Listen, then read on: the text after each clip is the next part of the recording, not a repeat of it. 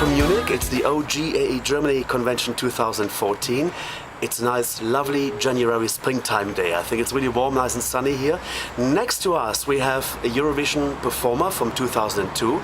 She represented her country in Tallinn, in Estonia. It is Malene from Denmark, and now let's see. Tell me who you are. Malene. Hi. How are you? I'm good, so good. Yeah? What is your first impression of Munich so far? Well, it's not the first. I've been here before, and when we drove last night, I remember the big street. Okay. I love it here. It's beautiful, and it reminds me a bit of Copenhagen.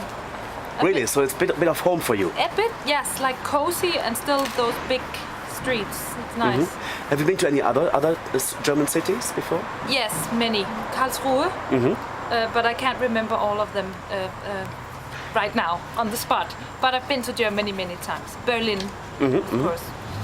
Frankfurt, yes, many.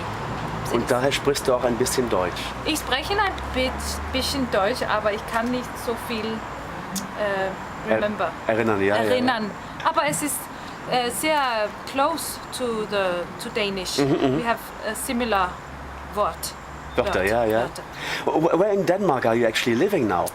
8 kilometers north of Copenhagen. It's called Hellerup. Okay, fantastic. Let's go back to your musical career. When did it all kick off for you? When did you discover I want to be a singer? Well, I've been singing since I was 11. But for me, when it was serious, I was 16, starting in high school, and I had to go to a test, and then I came in on a musical education. So that's where it began for real. And then 4 years after, I went to the Eurovision Song Contest. Was it always a dream for you to do Eurovision, to represent your country? To be honest, I've never really listened that much to Eurovision. But when they called me, I heard the song and I loved it. So that's why I did it. I mean, I love the song. Yes. So no, it was not something that I've dreamt of for 10 years. Tell me who you are is the song that you represented Denmark with at Eurovision 2002. What are your memories from 2002 in Tallinn? Well, for me it was Tallinn, but it was also the experience in Denmark. It was for me the whole package. It was amazing to be a part of, and I learned so much. And Tallinn was, wow, so many things happened. Every day, like there was a schedule for me, and we went to see things in Tallinn. I remember we went to a SOS, like a children's village, and actually since then I've had a child in Malawi, so that's where I learned about that. That was a great thing for me personally to experience. So you adopted a child in wow, that's amazing. And I just got a picture the other day, so every year they send me, like she's growing and school and all that. So that's the private thing, but that was really wonderful for me. And then it was just an experience to see all the other artists get inspired and to be on that big stage, and it was great for me. I was young, so it was great. Excellent.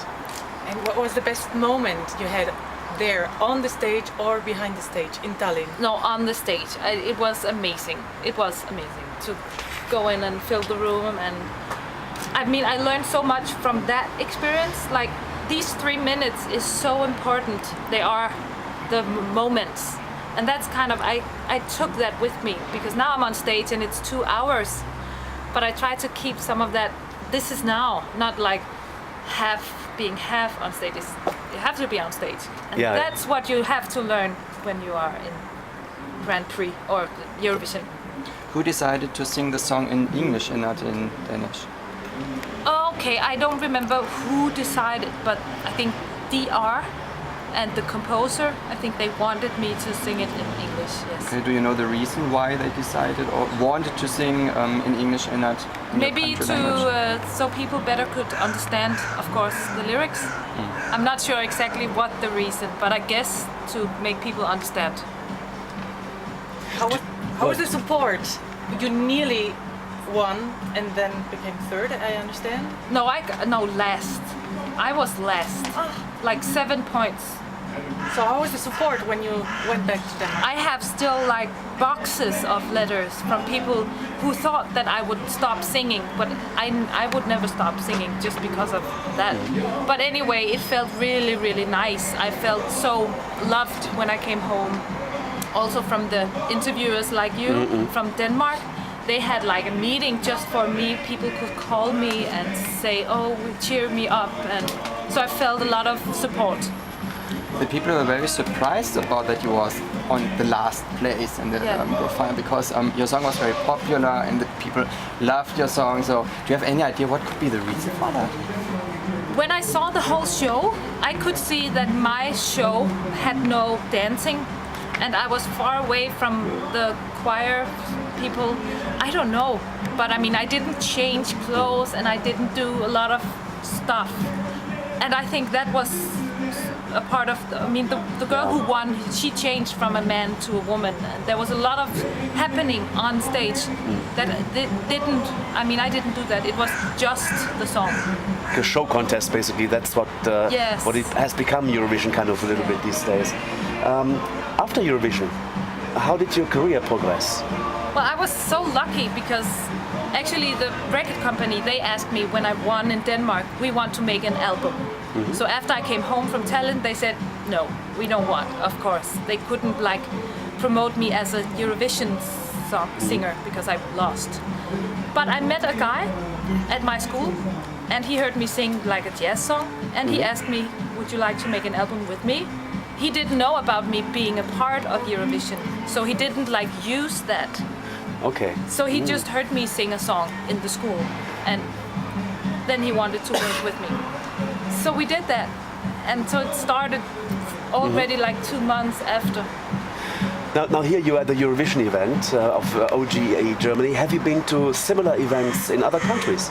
No, I've never been invited to any events with... Actually, the Danish, they invited me 2 years ago, but I haven't been in other countries. Okay. Do you remember your contact to all the other participants in Estonia? How was it? Was it more friendly or more separate? I remember it was friendly.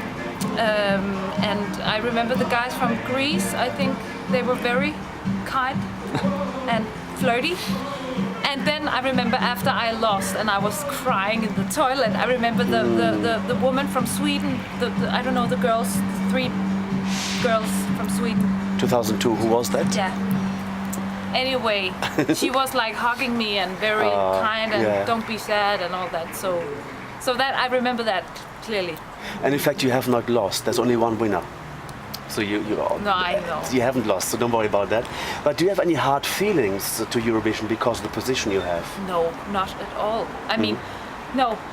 This was a great experience and professionally like a learning experience to be on stage and be able to hit it now and not kind of get into it like after 3 songs. This is it. So I just think positively about it. And I've never thought of quitting just because I didn't get points. But it's sweet that people think that. But this was just a part of my musical career, not like the end or the beginning. It was a part of it, the road. Dansk Melody Grand Prix is almost getting to the stages of Melody Festival in Sweden. Almost. We Almost. can't. In Sweden it's big. It's huge. It's huge. Would you attempted again to go to Eurovision Song Contest? Yes. And the funny part is that I was contacted by 2 Swedish girls this year. And me and my boyfriend, we recorded the song, but it was not chosen. But I've actually, up until this year, I thought that I wouldn't do it because I was afraid of the competition. I mean, it's competition enough in my life just to be a singer. Yeah. So, no, I can't do that. But I was just, when I heard that song, I would do it. But then it wasn't chosen. So maybe next year, or if the right song comes up and it is chosen, yes. Do you write music yourself? Would you write your own Eurovision entry? No, I don't. I've never heard of a singer who wrote the song, her or himself. It's always like singer-songwriters, and then an artist is put on the song. There are some artists that write songs themselves too. Life is long. Of co-writing, it's possible. But do you think with your participation at Eurovision, although the low ranking, that Eurovision has actually helped you with your career? Has it helped you also internationally? I'm not sure because I've been a jazz singer, so like playing at venues, I don't know if that's the same audience as, I mean, what I've released has been very far away from Eurovision music. But on the other hand, there are a lot of people who know me because of that. So that's just a positive thing. But then we have Rafael Walazzi from Italy, and he's a jazz musician and composer, and he became second. Okay. So there is room for jazz. Yeah, I know. When they had a upright bass on stage, that there was a year with like live instruments in Eurovision. Well, he had a piano on stage. Yeah, okay. Yeah. So sometimes they have like real music, like live. Yeah. Yeah, that's fantastic. But about the song, tell me who you are. What's the message of the song? What's the message? Well, I think they are together, but he's like distant. So she's telling him, "Come on, stay with me. Be present. Not hide yourself away because it's not gonna work if you're like distant in your mind. Like be here with me." Yeah. Okay. Last year in December, you released a new single called Addictive. Yes. And it's totally different to the Eurovision entry, and it's also totally different to your chess career, what you was talking about. Who had the idea to make this experiment, to make something more electronic? Because I just love music. You can't. Nobody can actually put me in a box saying I'm a jazz singer, I'm a pop singer, Okay, I can say I'm not a heavy rock singer. That for sure I'm not. But or else I just love music, and I love R&B, I love hip hop, I love soul, I love electronic music, I love jazz. So that's why, because I wanted to do something different, to try it out with my boyfriend. We did it together. Is it only the singer, or will you do a whole album? We did 2 songs, so it's kind of the beginning of a new project we'll have. But actually in 2 months I'm going to New York to record a jazz album with New York musicians, so Wow. I'm doing music. It's not like one style or one thing. On Addictive is also a second song called Only One Word, and it's only sung by you, but you also recorded it as a duet together with Jean-Paul. How comes this collaboration? Well, And actually, who is Jean-Paul? Only One Word is me and Kelle's song, so these 2 songs are our project. Then there is another project with Jean-Paul that's called One and Only. Oh, I'm so sorry. No problem. And that song, One and Only, is going to come out soon. Actually, it's because we both had a PR agency, and we are faces for a product, Jean-Paul and me, and then we also made a song. So it's kind of, we have front faces for a product, and I have a watch, no, I don't have it on me. I also got from the PR agency, and then we made a song. So it's kind of, that's why. Okay. That started. Will you be playing a role at Eurovision 2014 in Copenhagen? No, I mean, I haven't been asked to do anything, so.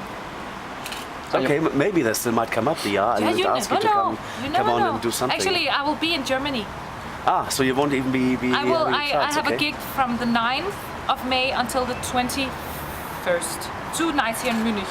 Okay, fantastic. So ich will nicht in Dänemark Sein. Ich werde nicht in Dänemark sein. Sein. Ja. Yes, yes. Jawohl. Any more? You have any more? Can you tell us something about your person in private? My what? Your private life? Yes. Well, I just adopted a cat, but then it was doing what it shouldn't do on the carpet.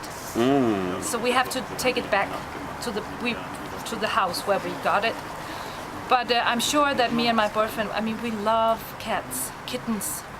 Actually, the Russian blue is really nice. I think they're expensive. Oh yes. The problem is that we're traveling a lot. I'm going to Austria and we're going to Monaco, and so we can't. And he's going to move to LA, so it's not going to be now. But I love cats. That's one thing, and I knit. Like I knitted a sweater, and so I like to do that stuff at home, and to have great times with my niece and nephews, and my mom, and yes. Is music your full-time profession, or you have another profession? Yeah, I know. I don't have other profession. I mean, I think I could be a great masseuse. Oh, okay. We have the same hotel, so. No, seriously, I love getting it. Of course, I've been to Thailand and it's so horribly cheap. It's too much. It's like 2 hours you pay nothing. Anyway, I love to. I think I could do that. Like, if I need money, maybe I should take like an education in massage. I think maybe. Or the knitting. I think there's something there. And I've been talking to my friend in Thailand that we should make our own company with clothes. I love shoes. I mean, I just bought these shoes and they're fantastic to walk in. I mean, normally it's Eco, very good brand, and there's no like hard thing here. So it's very comfortable. You could dance and walk and do everything in these shoes. Certainly not for me. I cannot put those things on. But Malene, thank you very much for chatting with us for the interview. Could we go out of the interview with a bit of your song that you sang at Eurovision 2002? Yeah, in Danish or in English? Danish would be nice. Okay. Som en sol, når den skinner, kan du varme min sjæl. I mit hjerte, det brænder. Dine øjne, de siger farvel.